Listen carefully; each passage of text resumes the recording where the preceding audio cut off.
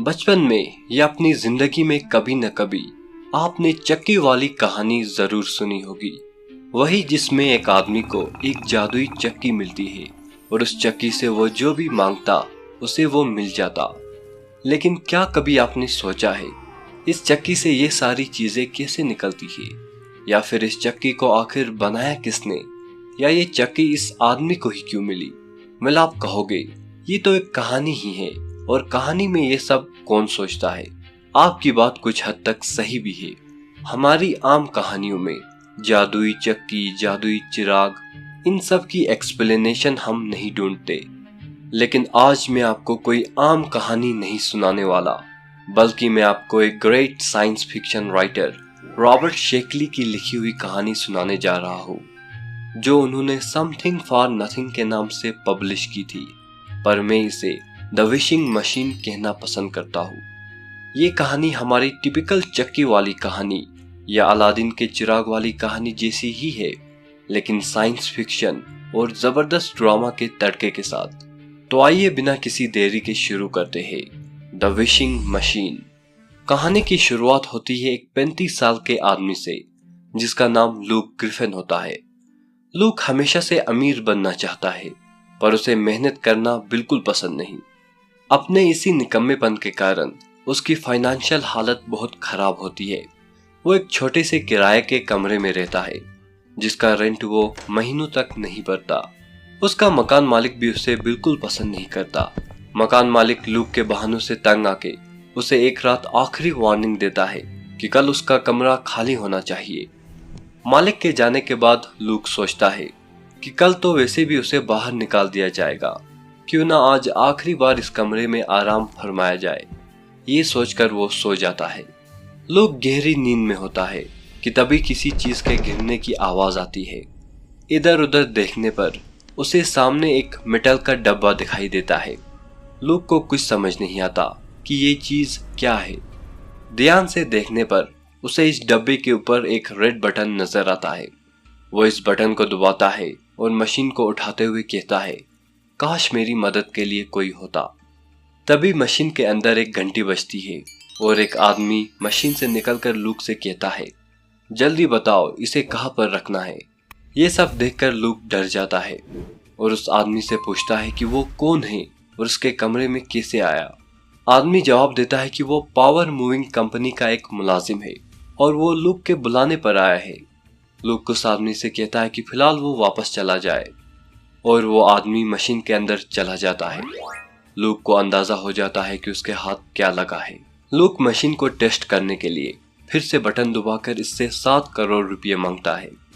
फिर से मशीन के अंदर घंटी बजती है और एक बूढ़ा आदमी उसे नोट से भरा बैग देकर मशीन में वापस लौट जाता है। लूक खुशी से उछलने लगता है कि तभी सामने की दीवार को फाड़ते हुए एक आदमी उसके कमरे में घुसने की कोशिश करता है। लूक ने इस बार किसी को नहीं बुलाया था और वो डर जाता है कि कहीं मशीन का असली मालिक मशीन वापस लेने तो नहीं आ रहा। वो घबरा जाता है और जल्दी से बटन दबाकर कहता है, इस आदमी को आने से रोको।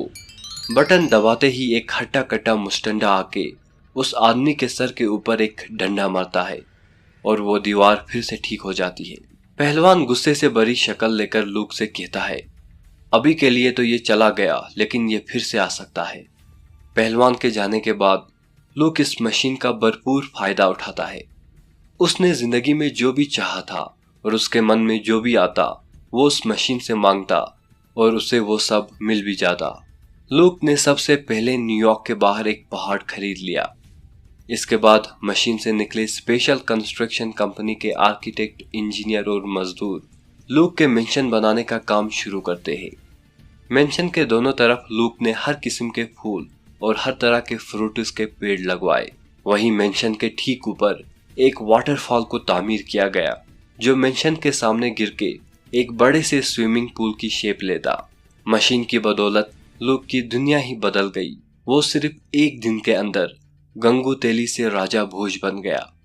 लूक अपने आलिशान बाग में बादशाहों की तरह जिंदगी के मजे लूट रहा था, और वहीं पास में कंपनी के मजदूर कड़कती धूप में संगमरमर के पत्थर तोड़कर उसका महल बना रहे थे।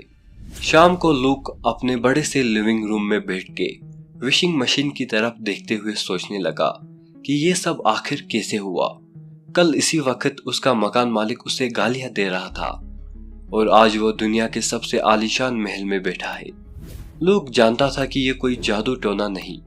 उसका मेंशन बनाने वाले मजदूर, उसे इंटरटेन करने वाले लोग, उसका शेफ, उसकी मेड्स, सब उसी की तरह इंसान है। लूक इस नतीजे पे पहुंचता है कि ये सब लोग असल में फ्यूचर से आए हैं। किसी फ्यूचर से आए इंसान की मशीन गलती से उसके कमरे में गिर गई होगी। फ्यूचर कितना बेहतरीन होगा, वो सोचने लगा। दुनिया का हर ऐशो आराम सिर्फ एक बटन दबाने की दूरी पे।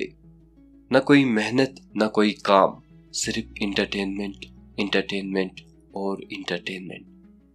लोग किसी ख्याल में होता है कि अचानक मशीन के अंदर से धुआं निकलने लगता है और उसका साइज छोटा होने लगता है। वो जल्दी से मशीन का बटन दबाता है, लेकिन मशीन इतनी गर्म हो जाती है कि उसका पूरा हाथ जल जाता है। लूक चिल्लाने लगता है कि जल्दी से मशीन को छोटा होने से रोको, और तभी एक आदमी मशीन से निकलकर मशीन के ऊपर कुछ नीले कलर का पानी फेंकता है और मशीन फिर से अपने ओरिजिनल साइज में आ जाती है। लूक खुश होकर उस आदमी का शुक्रिया अदा करता है और उससे कहता है कि उसका हाथ भी जल गया है, क्या वो इसे भी ठीक कर सकता है। वो आदमी गुस्से से कहता है कि वो एक क्वांटम ट्रांसफर प्रिवेंशन इंजीनियर है, कोई डॉक्टर नहीं, ये काम उसका नहीं। ये कहकर वो फिर से मशीन में घुस जाता है। लूक के मन में ख्याल आता है कि आखिर कब तक वो इस मशीन को अपने पास रोके रखेगा। एक ना एक दिन तो मशीन का असली मालिक मशीन को ले ही जाएगा। क्यों ना जो कुछ भी मांगना है वो अभी के अभी मांग लिया जाए। लूक मशीन से कहता है कि उसे $1000 बिलियन, 300 तेल के कुएं, दुनिया का सबसे बड़ा मूवी स्टूडियो, इंटरटेनमेंट के लिए 10,000 लोग, 200 सपोर्ट्स का, दुनिया की हर कंट्री में एक सीक्रेट अंडरग्राउंड महल और कुछ ऐसी चीज चाहिए जो उसे हमेशा जिंदा रखे। लूक के ये कहते ही एक धमाका होता है और वो बेहोश हो जाता है। लूक की जब आंख खुलती है तो वो खुद को एक हॉस्पिटल के बेड के ऊपर पाता है और उसके पास वही आदमी होता है जिसे उसने पहलवान के हाथों पिटवाया था। लूक गुस्से में उस आदमी से पूछता है कि वो कहाँ है और उसकी विशिंग मशीन कहाँ है। वो आदमी लूक से कहता है कि उसका नाम फ्लिन है और वो मशीन उसकी नहीं। फ्लिन दरअसल सिटीजन्स प्रोटेक्टिव यूनियन के लिए काम करता है। ये एक एनजीओ है जो लूक जैसे लोगों को विशिंग मशीन यूज करने से पहले इसे यूज करने का नतीजा समझाती है। फ्लिन लूक से कहता है कि वो तो उसे समझाने आ रहा था, लेकिन लूक ने उसी पर हमला करवा दिया। लूक फ्लिन से कहता है कि मशीन उसकी नहीं तो फिर किसकी है।